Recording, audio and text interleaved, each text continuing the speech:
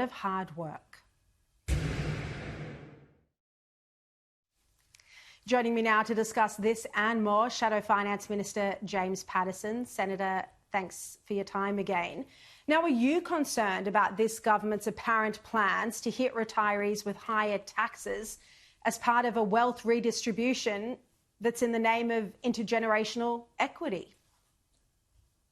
I'm very concerned about it, Shari, for two reasons. One, the government did not take, to the last election, higher taxes. In fact, when they were asked if they planned to increase taxes after the election, they rubbished the idea and called it a Liberal Party scare campaign. That means they've got no mandate for higher taxes.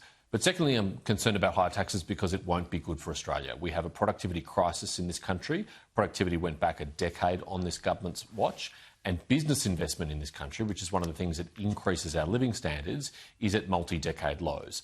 Higher taxes, whether they're on retirees or companies or family trusts or any other vehicle, is not going to solve our productivity crisis or our business investment crisis. It's going to make it even worse.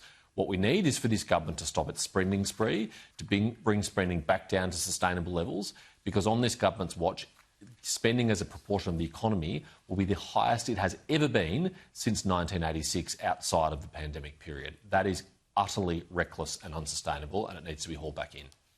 I mean, James, you're a politician, so you can analyse the language of politicians better than any of us. Listening to the Treasurer and the Prime Minister over the past few days, there's no ruling out any taxes. It's that's not our current model. We'll take any decisions to Cabinet, go through the usual process. So in your mind, is there any doubt that the signs are that we are heading for more and higher taxes, particularly focused on retirees?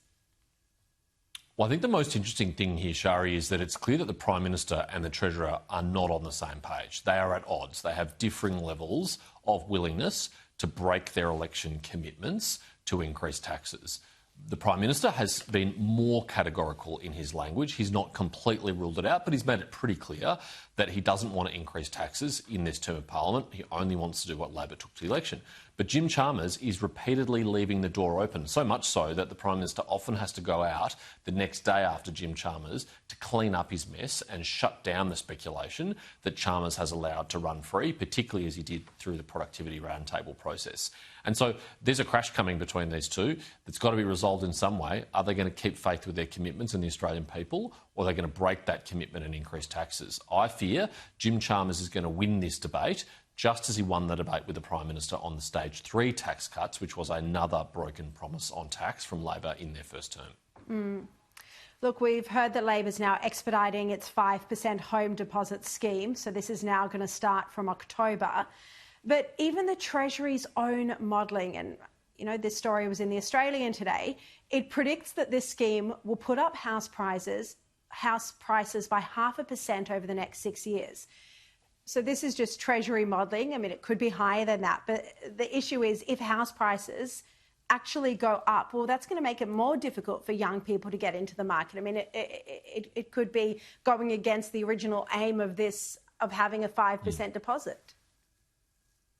So, Shari, this scheme is actually originally a Morrison government initiative, and it's one of the few housing policies that's actually got young people into housing. But there's a crucial difference to the way in which the Morrison government implemented this and what Labor now proposes to do. And that is that the Morrison government had an incomes test and a means test. So it was the genuinely needy people who couldn't save a deposit on their own who were able to buy a house with as little as 5% deposit. The Albanese government recklessly plans to get rid of that means testing, get rid of that income test, so that a millionaire could get a loan from the government to buy a house on just 5% equity. Now, that will drive up house prices. There's no question, because it will bring even wealthier people into the market earlier to buy homes than they otherwise would have, because they would have normally had to save that deposit for themselves. And these are people who are capable of, in time, saving that deposit for themselves or getting a market solution where they pay insurance to cover the difference between the deposit they have and the deposit they need. So it's particularly reckless both fiscally and in terms of the housing market, and it will drive up costs. And there's going to be a whole suite of unintended consequences as a result of driving up costs. Now, I want to turn to this unbelievable story that you first revealed, James. So Journalist Yoni Bashan at The Australian has now been banned from Parliament House for a full week, all because he reported that Albanese had gifted the Greens a brand new party room at a cost of nearly $900,000. Now, Yoni Bashan wrote this story in Margin Call. He ran a photograph of the newly renovated room, and then the Greens lodged a complaint with the Black Rod. Now, James, as I said, you discovered the astounding amount of money had been spent, $900,000, nearly $900,000, on a new party room for the Greens. I mean, how is this appropriate expenditure, taxpayer money? And is this the Prime Minister trying to win over the Greens, who now hold the balance of power in the Senate? Well, Shari, if you want an insight into the spiralling out of control construction costs in this country, this is your perfect case study. This is a single room in Parliament House, which has been renovated by the Albanese government for the Greens at the cost of $886,000. As you say, almost $900,000. You can build a luxury home, or you should be able to build a luxury home for $900,000. In fact, you can build a perfectly nice home for half that kind of money. So questions really need to be asked here. Why did the Albanese government approve this luxurious, lavishly appointed party room for the Greens? And what did they get in exchange for that? Because the Greens have been casting some curious votes in the Senate in recent times. For example, they voted against a parliamentary inquiry into the Albanese government's staffing cuts, something they would have normally previously always supported. Is there a quid pro quo here? Have they been bought off with their lavishly appointed party room? I don't know, but I think they should fess up and be honest about it. And shocking as well that Yoni's been banned from Parliament for a week just for reporting on this and for taking a photograph of the party room. I mean, this is taxpayer money. Taxpayers deserve to see what that party room looked like, that's for sure.